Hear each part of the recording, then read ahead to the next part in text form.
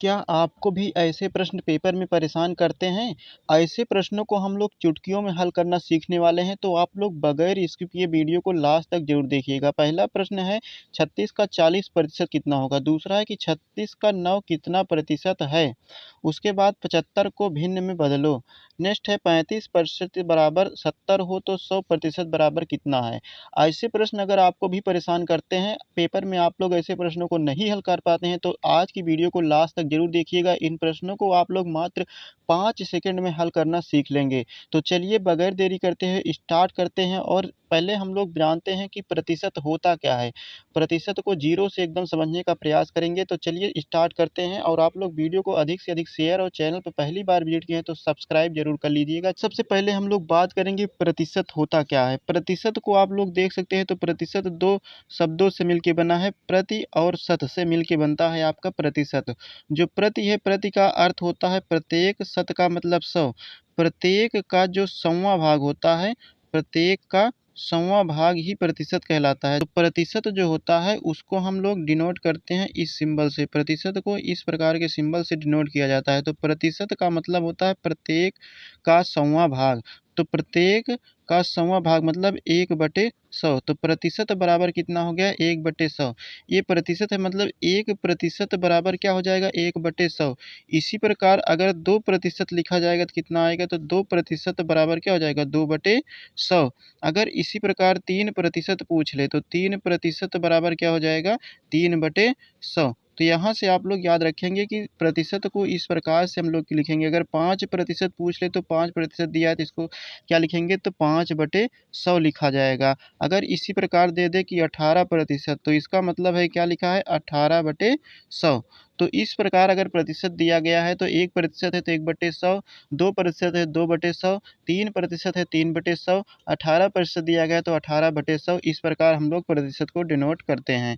तो चलिए आ जाते हैं हम लोग प्रश्न पर। तो हम लोगों ने देखा कि प्रतिशत जो है वो क्या होता है? प्रत्येक का 100वां भाग होता है। तो चलिए हम लोग प्रश्न को देखते हैं। पहला प्रश्न था हम लोगों का कि 36 का 40% कितना होगा?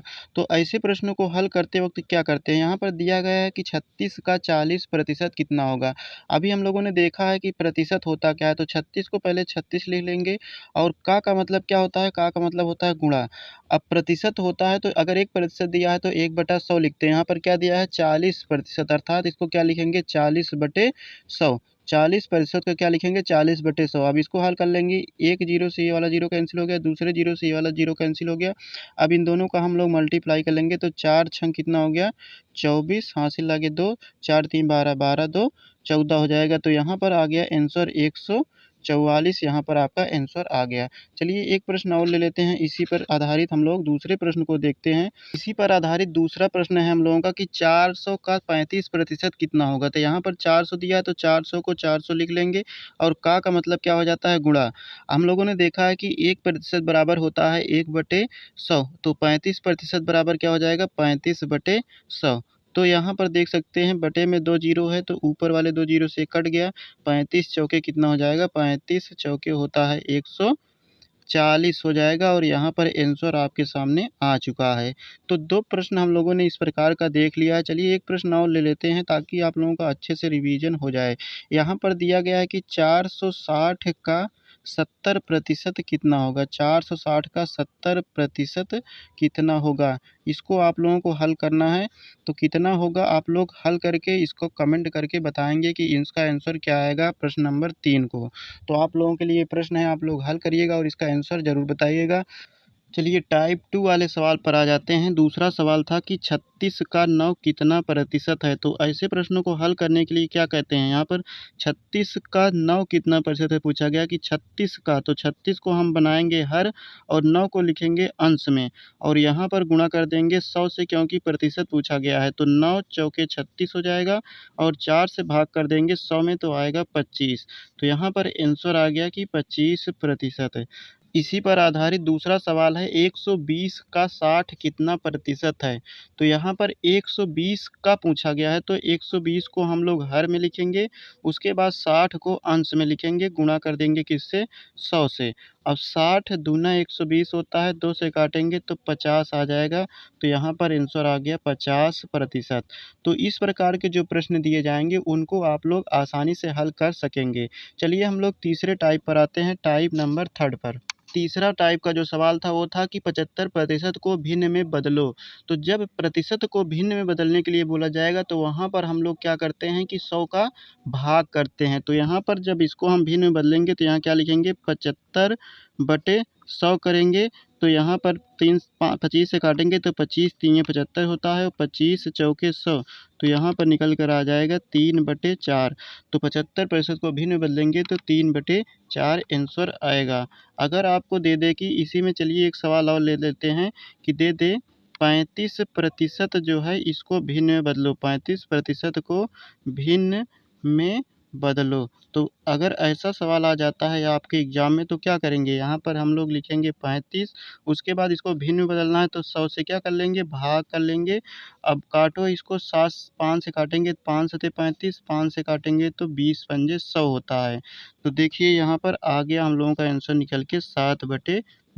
तो जब 35% को भिन्न में बदलेंगे तो यहाँ पर जो आंसर आएगा वो होगा 7/20। तो ये आप लोगों का तीसरा टाइप का प्रश्न था। नेक्स्ट जो चौथा टाइप का प्रश्न है उस पे चलते हैं हम लोग, चौथे टाइप के प्रश्न को देखते हैं। टाइप नंबर 4 हम लोगों का प्रश्न क्या था कि 35% बराबर 70 हो तो 100% बराबर कितना होगा। मतलब 35% का मान दिया गया है 70 है तो 100% का मान बताइए। तो ऐसे प्रश्नों को हल करने के लिए क्या करेंगे, जब हमें 35% बराबर दिया गया है 70 तो हम लोग 100% बराबर निकालने के लिए क्या करेंगे, 100% बराबर जब निकालेंगे तो यहाँ पर 100 का क्या कर लेंगे गुणा कर लेंगे। उसके बाद ये 70 था 70, उसके बाद जो पहले से दिया था 35% तो 35 को हम लोग क्या कर देंगे भाग में। अब यहाँ 35 से काटेंगे तो 35 दूना 70 और 100 और 2 का गुणा करेंगे तो कितना आ जाएगा 200।